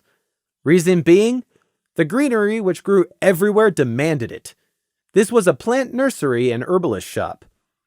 The green-brown unicorn, a fitting color scheme, behind the counter looked up from his newspaper the moment he heard the bell ting, his attention homing in on Lemon Pink. His eyebrows went up at seeing a pretty mare down here. "Hello there, are you lost?" the stallion asked, puzzlement mixing with suspicion in his voice. He didn't seem to notice the sun hat wearing lamb. No, I am exactly where I want to be. I will be looking around your shop. Cedar. Chamomile cedar, the stallion supplied. Chamomile cedar, Lemon Pink repeated without inflection. Her and Prey both knew he was lying about his name. Just cedar is fine. Chamomile cedar's real name was Autumn Cedar. Not very inventive if it still used half your real name, but the stallion probably didn't want to get confused and forget when someone addressed him. Do you know what you're looking for? Name it and I can tell you whether I've got it, and if not, I might know somebody who can probably get the plant or flower you're after, Cedar suggested. He was fishing, unwilling to volunteer information until Lemon Pink confirmed why she was here. Thank you, but it's fine. I want to look around first. Lemon blandly deflected his inquiry, turning away and starting to look through the plaited pots on the shelves and tables. Cedar's ears flicked in annoyance, but Prey wasn't scared of him doing anything. The stallion might be a unicorn, but Prey had his own unicorn with him right now. One unicorn to counter another. Plus, he himself was basically invisible to the shopkeeper. Thus satisfied he was safe, ish, Prey was confident enough to join Lemon Pink in browsing the shelves. Prey could identify a whole host of poisons by symptoms only, along with plants you could mix or refine them from. He had survived in the leafy depths of the deeper green, being Snake's apprentice. On top of which, he had most of the rest of the Voodoo Witch's memories to call on besides. He knew halra berries were the most deadly when young and grew near water, and blue spear nettle, which could strike a person blind. Juju stems, red breezy mushrooms, pony wereroot, poison joke, nightshade, deathcap, yew, hemlock, and many more besides. There wasn't anything deadly poisonous like that in here, but there were plenty of the other, less poisonous but still fatal if used right variety. Yet even so, Prey did not recognize more than about 2/3 of what he saw on the shelves. It wasn't just plants. There were also small bags of strangely shaped seeds, boxes of mixed bulbs, dried or powdered leaves and flowers, specialized pots and fertilizer. There were many unfamiliar smells too. Some good, some bad, many strange. Lemon Pink reached up and brushed her 3-tone mane back behind her right ear, catching Prey's attention. It was the signal that she'd found one of the things Prey was looking for. She could have just lowered her mental shields and thought it loudly to catch his attention, but that was bad practice and could become a bad habit. Prey went over. Cedar blinked at Prey as he stepped out from the rows of pots. The stallion had quite forgotten someone else had come in with the mare. Actually, she hasn't introduced herself yet, Cedar realized as his attention returned to Lemon Pink, his eyes sliding off Prey. What should I call you? Cedar called out. Does it really matter? Lemon asked without returning. I guess not. Cedar shrugged, but he kept waiting for an answer. Sunflower. Call me Sunflower, Lemon Pink said. That was the name of this yellow illusionary alias she was wearing. It wasn't like it mattered what name she gave. Cedar wasn't going to remember them once they left. Sunflower didn't exist, and Prey was wearing the ruined sun hat. Sunflower. Nice name for a pretty mare. Kind of cold, though, Cedar thought, going back to his newspaper but keeping half an eye on what she was doing. Prey glanced up at Lemon Pink to see why she'd gotten his attention. She pointed. There, golden ruby, she said, indicating a small square pot of round-leaved herbs, calling the plant by its commonly known name. Good, we'll take it. Keep searching for anything else on the list, Prey said. Yes, Prey, Lemon said, floating the pot off the shelf and over to the counter. You just want this? Frilica dacili? Cedar asked, reading the hoof-scrawled tag. There will be more. Please be patient, Lemon Pink said without sparing a glance for the store's owner. Together, Lemon and Prey continued to work their way through the shelves and boxes. Despite being packed with variety, it was still only a small shop and it didn't take them long. Prey knew the plants he was looking for, and when found, it was added to the selection on the counter. Sometimes two of the same, sometimes just one copy as the bemused Cedar looked on. But hey, as long as she's buying, I'm not complaining. There's some very interesting and potentially useful stuff in here, Prey thought, brushing the tip of his hoof along the spine of a tiny snapper fern and watched it try to twist and bite him. Still, they had most of what they'd come for, and what couldn't be found could be done without. How much? Lemon asked plainly, stepping up to the counter. Some of the plants you are buying have harmful properties. You need a license. Do you have a license? Cedar asked, pointing at a disclaimer sign on the wall behind the counter, sounding like he didn't actually care either way but had to ask. Yes, Lemon lied. May I see the copy? Cedar said, fishing in a drawer with his magic. No. Then you need to sign this, Cedar said without missing a beat, pulling out a ledger and quill. Read, sign, and date here, here, and here, he indicated. Lemon Pink smoothly penned the name Sunflower in flowing script as he requested. There, now, how much? She repeated emotionlessly. Cedar tried to give Lemon a dark look for being rude, but couldn't quite seem to meet Lemon Pink's eyes when he tried. All right, give me a moment and I'll toss up the bill, Cedar said, pulling out a tattered notepad and a pencil and quickly started to jot the prices down. The plants Prey were buying were for a very specific purpose. The poisonous ones, Lemon Pink would be keeping and cultivating, and with the other potted plants, he'd taken a pair of each. One set was for him, and the other for Lemon Pink again to look after as a backup. Crimson wasn't going to be the only one with a house plant. The difference, however, was that Crimson's blood fern didn't have a very specific and unique set of properties, which would be of great interest to the guard if they knew what the properties were. Prey was being very careful. By themselves, each plant he intended to keep was completely harmless. If anyone was to ever investigate him, they would find nothing more but unusual herbs and flowers. If, however, you were to mix them in certain ratios that only he, or perhaps a voodoo witch, might know, you would have a very different case on your hooves. If Gloom and Crimson asked him where he'd gotten the seemingly innocuous plants, he'd tell them he found them at some random stall in the market district having a clearance sale and bought them for a couple of bits each, because why not? Didn't Crimson have a pot plant for his flat already, so why couldn't he too? And since Prey was accounting for all his money in case the guard was tracking it, there would be no discrepancy for a mere dozen bits he would tell them he'd spent on the plants if questioned. A clearance sale for some random small pot plants was something even a poor night guard like him could afford. He'd actually spent those dozen bits on those peppermint candies. You never could be too careful or paranoid. 296 bits and a half, Mrs. Sunflower, Cedar said, magically laying the pencil back down. Prey was envious of the unicorn's ability to do that. A bag or a tray to carry the plants, if you would, please, Lemon Pink requested. Cedar hit a grumble and searched behind the counter until he found a couple of sturdy cardboard box lids that would serve as trays. That was 296 bits and a half. Thank you. Lemon Pink, or Sunflower as Cedar thought of her, levitated a large bag of bits out of her saddlebag and proceeded to swiftly count out the correct amount, creating little neat towers of 10 on the countertop. Cedar raised an eyebrow. Not even going to try and haggle? Should have I tried for more? Wait, these aren't fake bits, are they?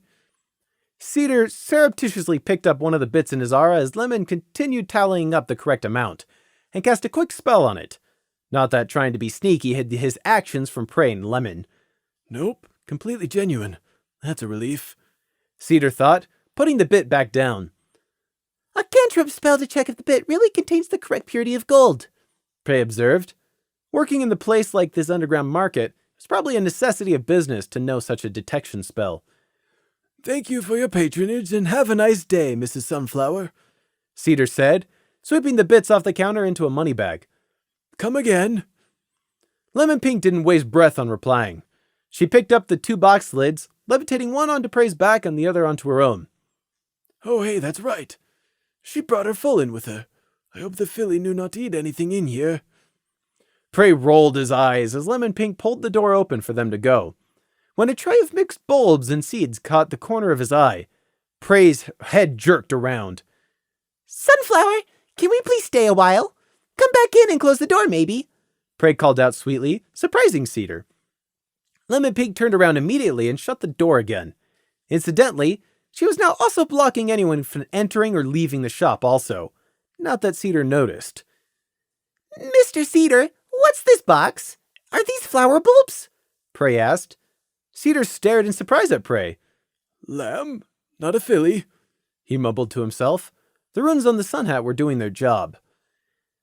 What are these in the box? Lemon Pink asked loudly when Cedar forgot to answer Prey. Those are a random mix of seeds and bulbs. A lucky dip. Are you interested? Cedar asked, sensing another possible sale. Where did you get them from?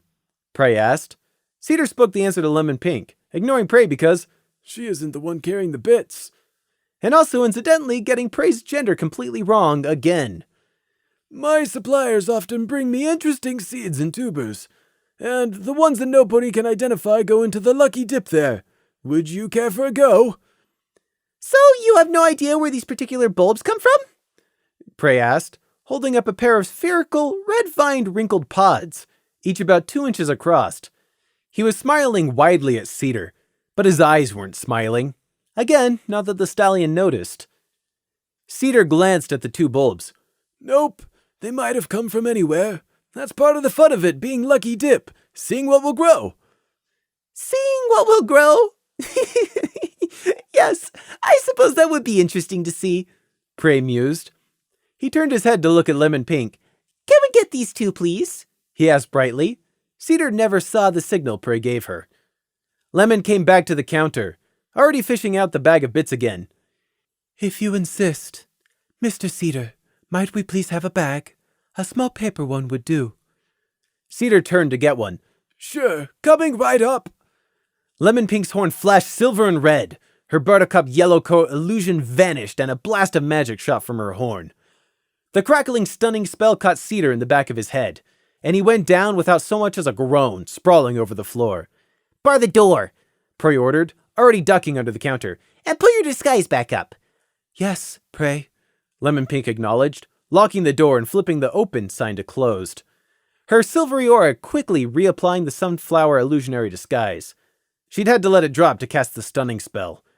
A stunning spell took power and concentration, and so did her disguise. It was one or the other. Basic levitation was about the extent of what she could magically manage while also holding the disguise spell. Prey reached out and placed his hoof on the back of Cedar's head, suppressing a shiver of revulsion at being so close to the unicorn's horn. No subtle mind blank spell to subdue the pony this time, just a straight-up stunning spell.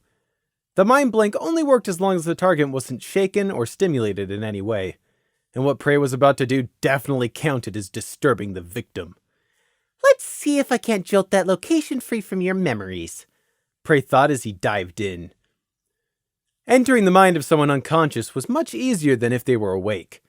Unicorns may be naturally more resilient to mental invasion, but even if Cedar were conscious, it likely wouldn't have been enough to stop Prey at this stage. Cedar's mindscape didn't look like much of anything to find, and Prey didn't particularly care to stop for a closer look. He started roughly rooting through Cedar's memories with barbed drag net. Where did you get those 2 bulbs? Cedar was going to have a massive headache when he awoke. Prey didn't care. Cedar would have no memory of this. Prey would see to that before he withdrew. The plan had been to buy the pot plants, pay, and leave. Lemon Pink was in disguise, and Cedar would forget Prey because he was wearing the sun hat and hadn't done anything to stick into Cedar's memory.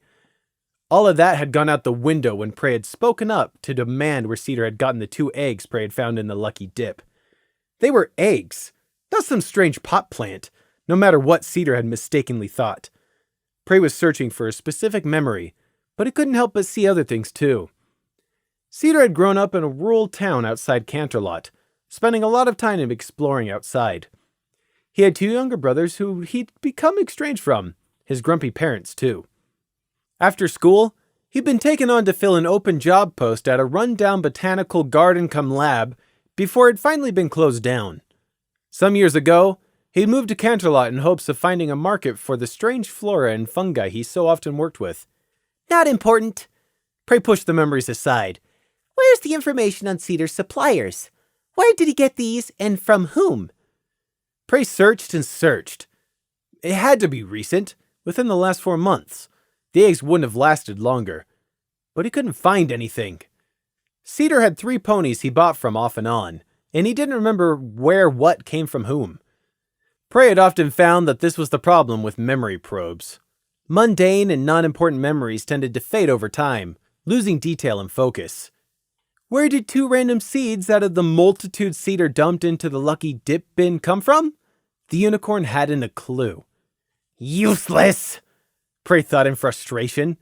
Cedar couldn't remember, and short of tracking down Cedar's 3 suppliers and seeing if they could remember, Prey had no way of finding out. And no, Prey wasn't going to do that.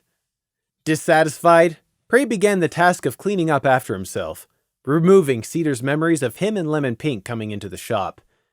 It wouldn't be hard to simply erase the stallion's memory of the last 15 minutes completely and take back the memory Lemon Pink had paid, but Cedar might notice something was amiss when he saw the plants they'd bought missing from the shelves.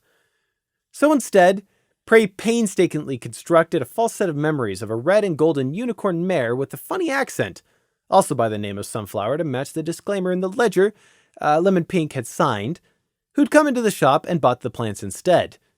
Then, Prey added a memory for when Cedar woke up in 5 minutes' time on the floor. He would remember that the mare had left, and he'd returned to reading his newspaper when he suddenly overbalanced and fell off his stool. That would explain why he was lying on the dirty floor and his head hurt. Prey opened his eyes, blinking to clear his vision. His head felt cottony and heavy, like it always did after coming out of somebody else's mindscape. Lemon Pink was waiting unmoving by the door, prepared to stop anyone who tried to enter the shop. Done, Prey said, working his heavy tongue around his jaw to get it back to life. Take the 2 eggs and hide them until I can make a plan for what to do with them. Eventually they will need sustenance. Until then, keep them dry and warm, he said, ducking back out from under the counter. There was no need to explain what he'd done to Cedar. How he'd invaded and violated the stallion's mind. Lemon Pink already knew it all. Yes, pray. She flipped the door sign back to open as they left, leaving Cedar collapsed, stunned, and helpless on the floor. They did a bit more searching around the underground market, Lemon Pink leading Prey to the places of potential interest she'd previously found, but only for a little while. After the discovery of the 2 eggs and obtaining the selection of plants, Prey didn't feel like risking much more today. He gave Lemon Pink some last instructions as he hoofed her the sun hat back, filling her in on the new apartments that he and Crimson would be moving into next week. Try and get a flat in the apartment block across from ours if possible. If your application is successful, leave your old room in the inn, and replace yourself in the landlady's memories with another unicorn mare who had to leave Canterlot in a hurry due to family reasons, he instructed. Yes, pray. There will also be less need for your work as a maid in the palace. Maintain a few days' work there for now. Focus on advancing the list, and start identifying hidden places close by to use as a base for item 3A. Yes, pray. Prey paused, then added, And Crimson is now important. Remove him from the list. He is to be protected as an asset. Avoid any contact. A brief fraction of a second's delay. Yes, pray. I haven't yet decided what plan to commit to with the eggs, but I will have built the appropriate runic arrays to accommodate them by the end of the week. With that, Prey left, not needing to wait for the acceptance of his orders he knew Lemon Pink would give. She would obey him in everything. She was his tool. What are those? Exactly what they look like. Pot plants. I bought them. With money. I thought they would go well in my new flat. Prey answered Gloom, who was looking over the 6 plants Prey had in the box lid on his back. You haven't actually moved into the flat yet, Gloom pointed out. So, Crimson has his blood fern. Why shouldn't I have some plants too? What are those? Crimson asked, flapping down and landing next to Gloom. They had recongregated at, surprise, surprise, the lone and lonely statue of Luna. 4 are potted herbs. The other 2 are small flowering creepers. This first one is called Golden Red. Very sour. It could be boiled into a tea that reduces fever but numbs the extremities. Or, if refined, it could be powdered down into a mild antiseptic. This green spiky one is called Blasted Newtgrass. It could be used to... Whoa! Hold on, you Stonecloud! Where are you giving a full answer instead of the sarcasm I got? Gloom asked. Prey blinked slowly up at Gloom. Because Crimson asked. So, Crimson gets an over-the-top answer, and I get a non-answer? Gloom asked, ear cocked. Yes. Well, all right then, Gloom said. Haven't got a clue. I don't care. Did you have a nice flight, Crimson? Or get asked to play hoofball again? Prey asked. Why was that so difficult to ask? It was just a simple, polite question. I did not encounter Nimbus Feather to be invited to hoofball again, no, Crimson said. His jaw worked for a moment. I went to Tulip Bed's house, he admitted. Tulip Bed, the pony whose foal Lemon Pink had kidnapped and erased from the mare's memory in an attempt to contact Prey. Oh? Prey asked cautiously. Yes, Crimson confirmed. After a minute, Gloom prompted, And what happened? Crimson's wings bunched. She was not there. She was away at the psychiatric hospital. I spoke with her neighbors instead. Her full rocky bed has been taken away into foster care. Prey avoided looking at anyone. There's still hope she will recover her memories yet, Gloom said out loud, although his thoughts had grown heavy with resignation. Another pony that not got it failed. That I failed. Why did she not take our advice? Crimson asked as his tail twitched in frustration.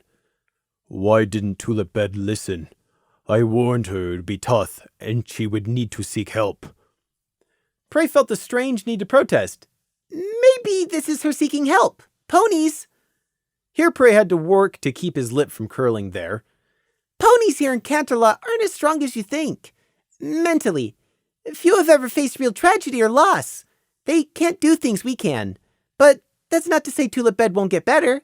Perhaps she's just taking a longer route back to health. Luna willin', it'll work out in the end, Gloom agreed. Hope is hardly lost. It has only been 1 month. Lieutenant Screech told me the Unicorn doctor said it could take many months before memories return. Oh, good. I mean, not good, but good that there is still time left to hope, Crimson said. Luna willin', Gloom echoed again. Prey glanced away. He didn't feel guilty per se about what Lemon Pink had done, but he felt something, because it upset Crimson. There's still some hours left until T-Day starts. What shall we do to then? Gloom asked briskly, putting the bad news about Tulip Bed behind them for now. Who wants to go to the art museum? Prey did not want to go to any art museum. Last time we had half a free day. That does feel like months ago, doesn't it? Gloom cut in. Yes, quite. Last time, you said you would see about possibly letting me go to the Palace Library next time. Prey licked his lips. Would that still be possible? You remembered that? I certainly didn't, Gloom thought, scratching at his chest scar underneath the scarf. Yes, Prey did remember. He hadn't forgotten Gloom's promise for a single second. He'd even sent Lemon Pink to the library ahead of him to have a look. And while all the knowledge Prey wanted to research might be in a restricted section, the rest of the library still held great interest to him. Prey desperately wanted to get inside and start reading as many books as he could get his hooves on. We would have to go back to the palace to visit the library. Seems a shame to waste the rest of the day when we so rarely get out. I think we should go to the art museum today, Gloom decided. I've got all these plans to drop off, and you want me to walk all around an art museum carrying these? If we went to the library instead, I could go and drop them off at the bunk room too, Prey protested. I'm sure you can just leave them at the front desk in the museum, Gloom said, completely unwilling to return to the palace and waste this rare free time. The art museum is pony culture none of us have ever had the chance to see before. The museum will probably be closing soon for the evening. It's already almost 4 o'clock. Prey tried. That's plenty of time. Gloom dismissed Prey's excuse. I'm already tired, and there's going to be lots more exercise tonight for tea day.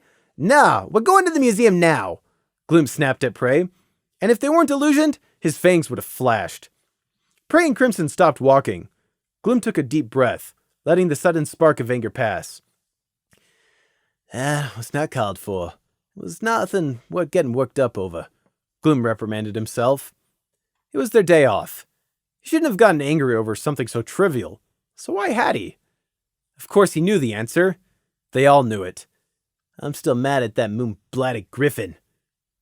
One would have thought that if Gloom was going to get angry, it would have been while working. It was, after all, in that very same occupation which had brought him into conflict with Garrow in the first place. But as usual, things didn't work like that. In fact, it was the exact opposite. It was when Gloom was off duty and his guard was down that the lingering stress got the better of him. Murder and death. Fear and pain. Even after you thought you'd moved on, things would keep coming along to remind you when you least expected it. Silly little things. Time would make the reminders less common, but for now the events were still fresh. Only 5 nights had passed after all. It was a perfectly natural reaction by Gloom. Experiences like those of the cellar and lumberyard never left someone unchanged. The effects varied for everyone, and showed through in different ways, but it would without a doubt have after effects on Crimson too. And as for Prey, well, wasn't his whole life just one big after effect? Right. But going to the art museum, Gloom repeated. He didn't offer an apology. He didn't want to talk about it. There's still plenty of time left, and you'll like it, Prey, you'll see. And anyway, it'll be good for all of us. Prey wasn't stupid. If someone with power over you was irrationally angry, you shut up and kept out of their way. One of the 14 whip scars Prey carried was from not following that lesson. Prey hadn't done anything to earn it. Ruin had simply been angry, and Prey happened to be in his line of sight. That was all the reason it took for the donkey to lay Prey's back open. Life wasn't fair. The art museum it is then. It was the last tour guide of the day. The paintings and art pieces were all brightly lit, cordoned off to prevent curious foals and sometimes overzealous art fanatics from touching, and preserved under enchanted glass. Prey shifted from one tired hoof to another, trying to find some comfortable position standing on the hard marble floor. Salvador da Bridal worked on this piece during the later years of his life, as I think you can quite easily see by the finesse of the yellows used in contrast to his earlier well-known pieces, such as Faces of Harmony and Grand Victory in Griffonia. Here, we can see how he refined his art style in his recreation of the Cliffs of Dove. The tour guide droned on, extolling the supposed finery of the paintings he was showing the small crowd. Prey, Gloom, and Crimson stood at the back.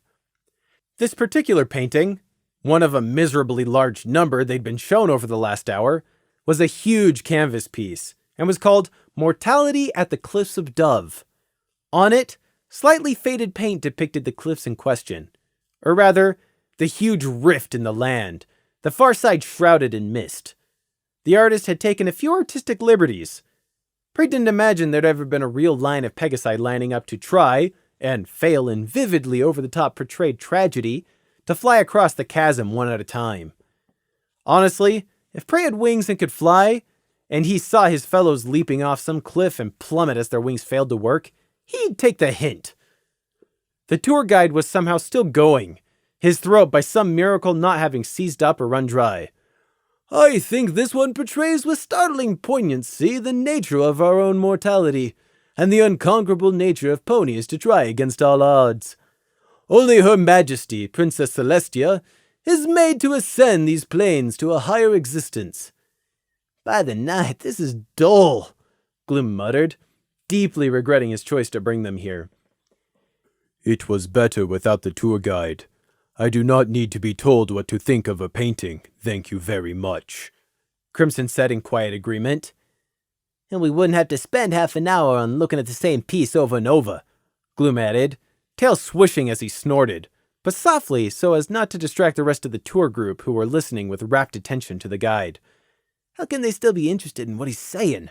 Gloom thought in frank amazement, gazing at the attentive tour group. Prey finally stopped shifting the small box around in his hooves and cleared his throat. He'd been trying to get up the courage to speak for the last hour, trying to figure out what to say. He hadn't done this before.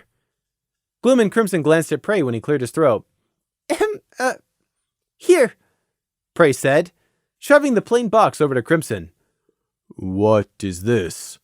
Crimson asked blankly, scooping the box up with a wing.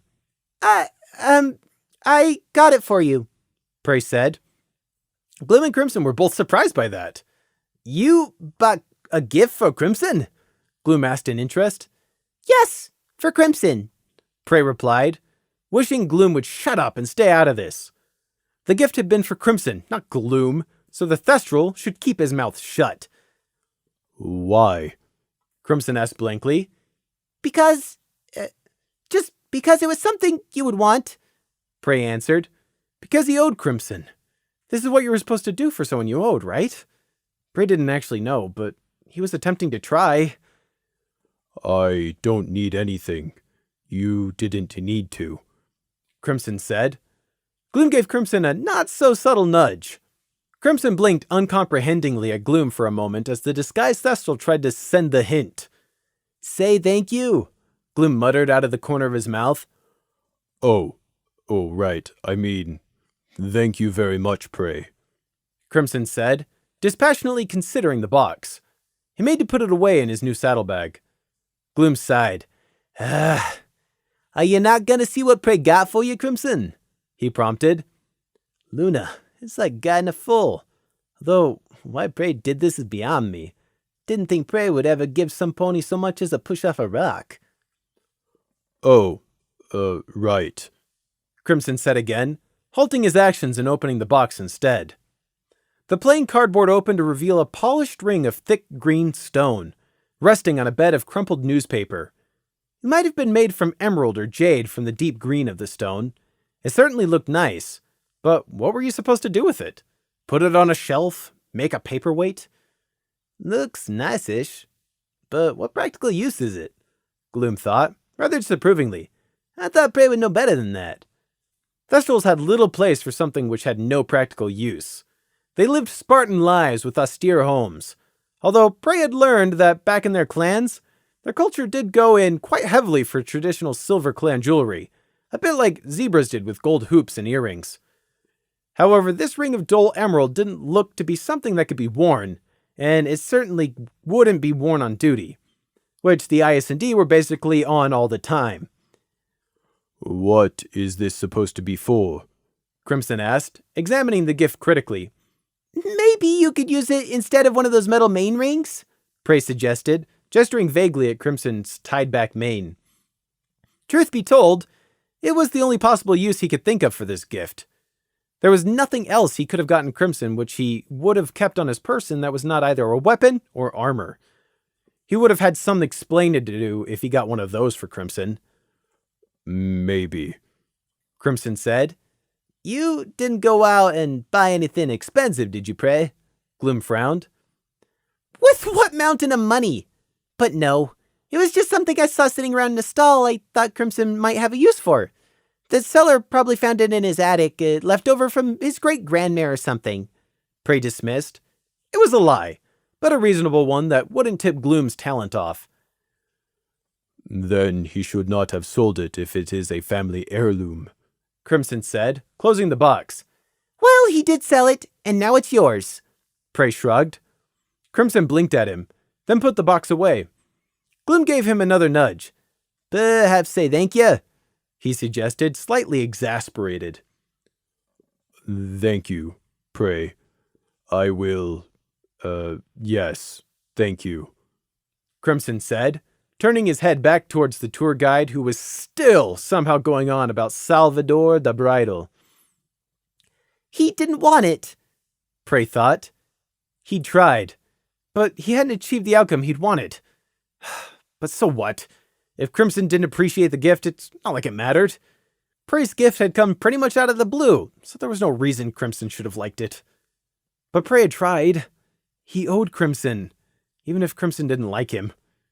They worked together, relatively well too, but Prey knew that at the end of the day, neither Gloom or Crimson actually liked him. That was fine. Prey would work on changing that.